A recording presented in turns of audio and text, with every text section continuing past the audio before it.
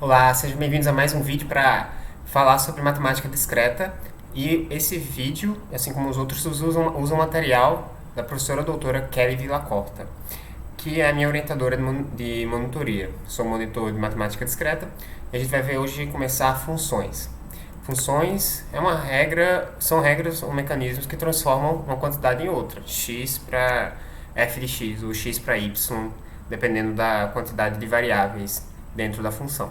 Definição: uma relação f é chamada função desde que AB pertença a f e AC pertença a f. Impliquem que B é igual a C. Definição: seja f uma função e seja A um objeto, a notação FA é definida desde que exista um objeto B, de modo que AB pertence a f. Neste caso, f de A é igual a B. Caso contrário, a notação f de A não está definida. O símbolo f de A se lê f de A. Domínio e imagem. Seja f uma função, conjunto de todos os primeiros elementos possíveis dos pares ordenados de f é chamado domínio de f e se denota por domínio de f. Domínio de f é igual a para que exista um B em que A e B pertençam a f. O conjunto de todos os segundos elementos possíveis dos pares ordenados de f se chama imagem de f e se denota por imagem de f. Imagem de f é igual a B tal que existe um A em que A e B pertencem a f. De forma alternativa, domínio de f, A tal que f de A está definido, e imagem de f, B tal que B igual a f de A para algum A. Para provar que f tem um domínio de A para B, ou seja, que f é uma função de A para B, precisamos provar que f é uma função, que é a definição como nós vimos anteriormente aqui, em que implica que B igual a C, nesse caso de AB pertence a f e AC pertence a f. Provar que domínio de f é igual a A e provar que imagem de f está contido em B. Gráficos de funções. O gráfico de uma função é um conjunto x, y, tal que y é igual a f de x. Isto é, o gráfico de f é igual a f. Tal como vamos dizer aqui uma equação do segundo grau, o gráfico é assim.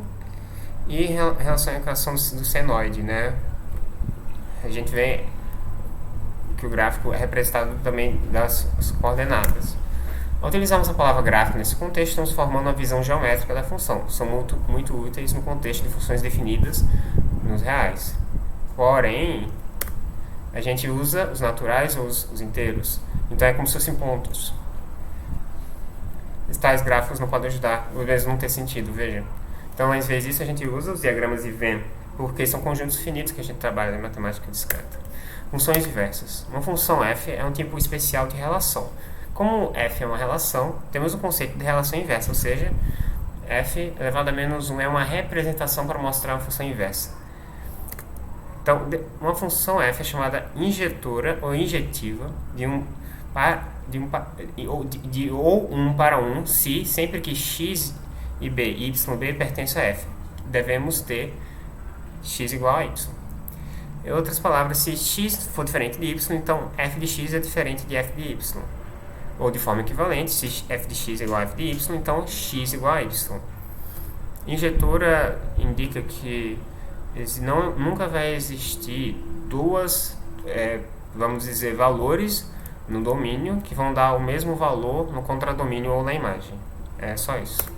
Proposição. Seja f uma função, a relação inversa f elevado a menos 1 é uma função somente se f for injetora. Entenderam?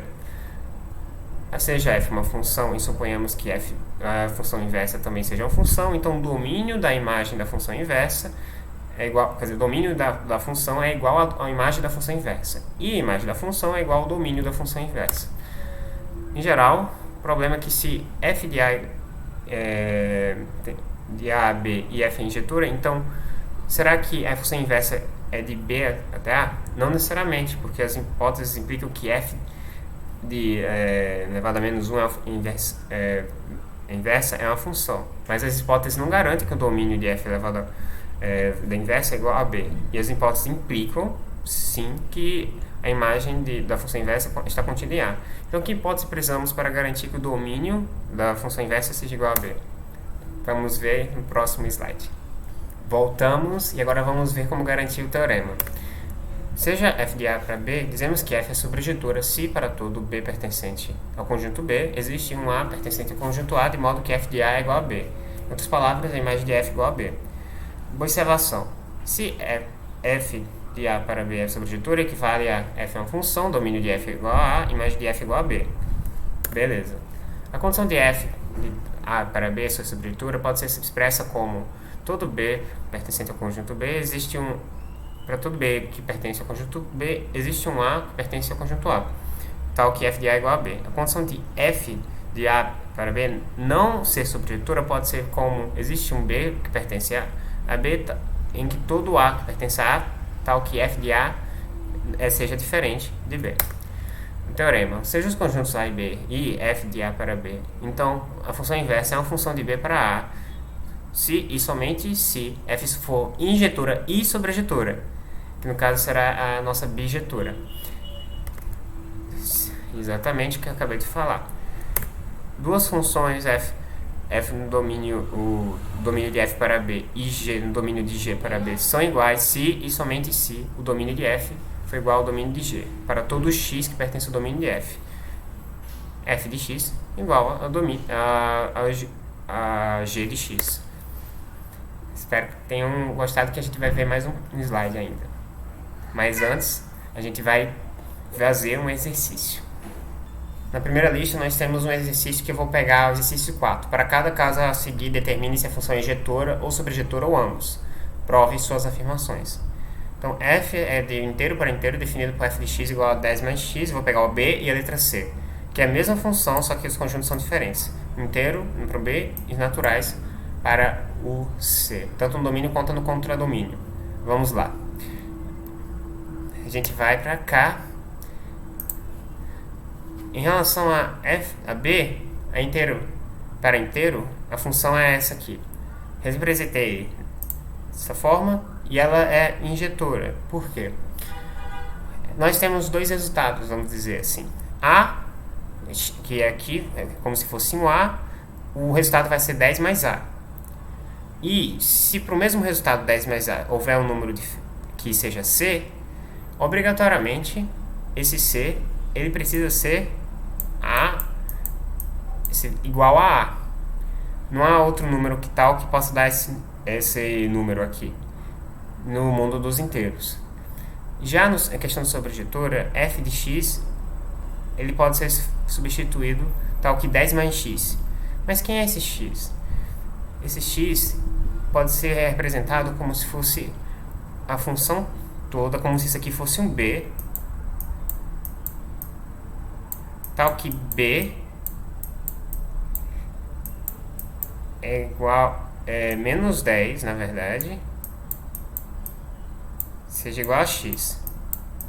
Aí vocês precisam ver, esse x e esse b menos 10, eles estão esse b e esse x estão ainda no mundo dos inteiros? Sim. Então tá. Perfeito. Então, por isso, vocês conseguem usar essa equação aqui tranquilamente. F de x, 10 mais b menos 10. E se no final f de x percorrer esse caminho todo, sem nenhum problema, e ser igual a b, então ela é sobrejetora. Porque isso implica que a imagem da função é igual ao seu contradomínio todo, sem nenhum problema. Agora vamos passar para C, em que em vez de ser o nosso querido amigo inteiro, nós vamos ver que será os naturais. E os naturais, temos um probleminha que vai acontecer. Eu não sei se vocês já perceberam. Na injetura, ainda continua sendo a mesma coisa. A é 10 mais A, C, 10 mais A tem que ser igual. Você não consegue por aqui. Só que na questão da sobrejetura, a gente tem uma não sobrejetora aqui. Por quê? Então, nos naturais nós sabemos que é de 0 ao infinito positivo, né? Mas aqui temos uma situação em que isso aqui tem que estar nos naturais, f de x, e os próprios x também tem que estar. A gente vai ter que substituir, então, tentar fazer pela mesma forma. B menos 10 igual a x. Porém, aqui está o problema. X, ele só vai até 0. Para que, então, x possa ir no mínimo até 0, B no mínimo tem que ir até, no mínimo tem que começar de 10 e não de 0. Por conta disso, isso aqui não consegue equivaler literalmente aos, só consegue equivaler os naturais, de forma que não haja não faça com que a imagem seja igual ao contradomínio. E lembrando que uma condição para que seja considerada subjetora é que a imagem seja igual ao contradomínio e não apenas esteja contida no contradomínio. Porque B, no caso, nesse caso, vai ter que começar de 10 e ir para o infinito. Esse seria o intervalo. Então, nisso, a gente percebe que ela não é subjetora. E aqui, vocês podem falar que não é subjetora no final, depois implicar e tudo, mas é só para falar. Aqui, a imagem da função da letra C, ela é contida no contradomínio, mas ela não é igual, certo? Vocês podem colocar também aquele símbolo de não ser igual. Eu não vou colocar aqui porque o vídeo corre. Pronto, retornando rapidão às funções, a gente vai colocar aqui na apresentação dos slides. Funções. Composição. Vocês já lembram disso, né? Definição. Sejam os conjuntos A, B e C, e sejam f de A para B e G de B para C, então a função composição de G e F é uma função de A para C, definida tal que f de A está dentro de G, com A pertencendo ao conjunto A. A função, essa aqui é chamada composição de G e F. Observações. Quando aplicamos a função composição de G em F, é um elemento A, isso significa que f de A está dentro de G. A letra F está mais próxima de A e atinge A primeiro. O domínio de composição de G e F é o mesmo que o de F. O domínio da composição de G e F é o domínio igual ao domínio de F. Lembrando, a gente fala de composição de G e F, tá? Para que a composição de G e F tenha sentido, toda saída de F deve ser uma entrada aceitável para G. Ou seja, é necessário que a imagem de F esteja contida no domínio de G. Essa condição é verificada, pois f de A está para B e de B para C. Portanto, se não existir algo que conecte os dois em B, então não vai poder entrar nessa composição. Sejam A, B, C e D, e sejam f de A para B, G de B para C e H de C para D, então a composição de H e composição de G e F é igual à composição de H e G e F. Isto é, a composição de funções é associativa. A gente vai ver um exercício. 7.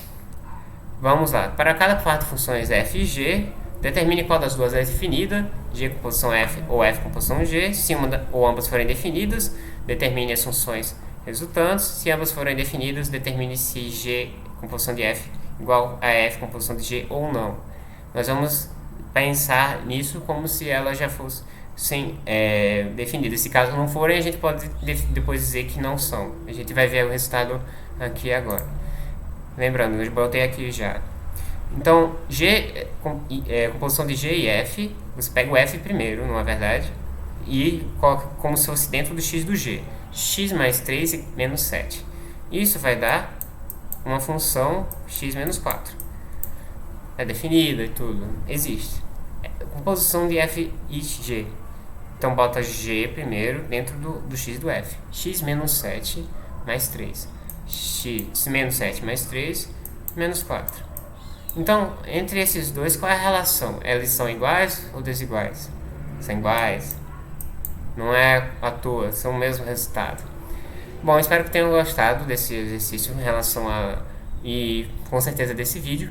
E a gente se vê na próxima, gente. Até mais!